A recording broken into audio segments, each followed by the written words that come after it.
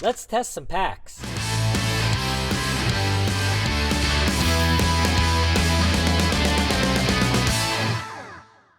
Hi guys, Dave from MagLab with Jim. Today we're going to do a little bit of pack testing.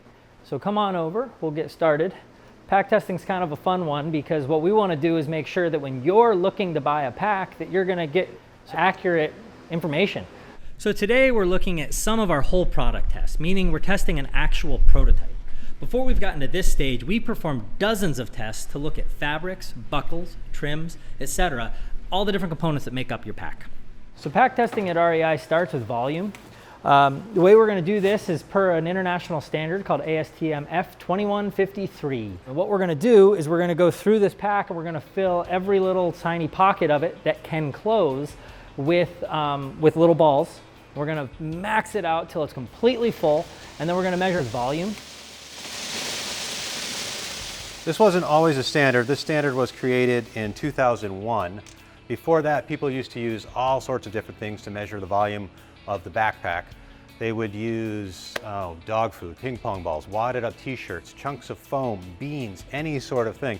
The problem is it was all different and it could give you very different results. We were looking for something that was uniform in volume, but also about the right size and density to fill the pack, similar to how a backpacking load would fill the pack and be about the right density, so it'd be a similar weight when filled as your backpacking load. Actually, a lot of the work for the standard was done right here in the Magnusson lab, and it now has become the standard that is used almost universally by all people who manufacture luggage, backpacks, anything with an internal volume. If you're making a stuff sack, you're going to probably use this test.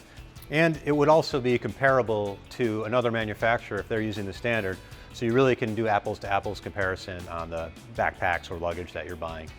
When we're filling it, you notice we start with the main compartment. That's actually part of the standard. There is a filling order and also a filling criteria. So now that the pack is mostly filled, we're going to go through and we're going to make sure that every pocket with an enclosure is as full as possible. When you get down to the last few cubic inches, you do want to make sure that you have every possible little spot full. This is a maximum volume measurement. I've dropped a few, so. And you do want to see that uniform dimpling, and basically when it's getting to the point where you really can't quite close it, it's just bursting, that's when you're going to call the maximum capacity, and we're just about there now. You can see that a couple of these pockets are not filled, and the reason for that is the standard actually only includes enclosed pockets. So if the pocket doesn't have a closure, you're not going to put the balls in it and fill it up.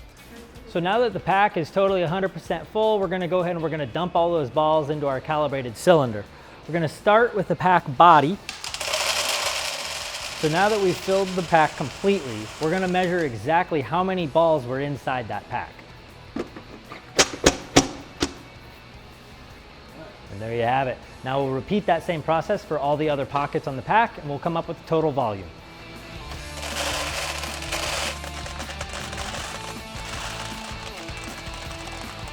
So now that we know the total volume of this pack, we're going to use it to continue on to our next test, where we're going to check how strong all the handles on this pack are.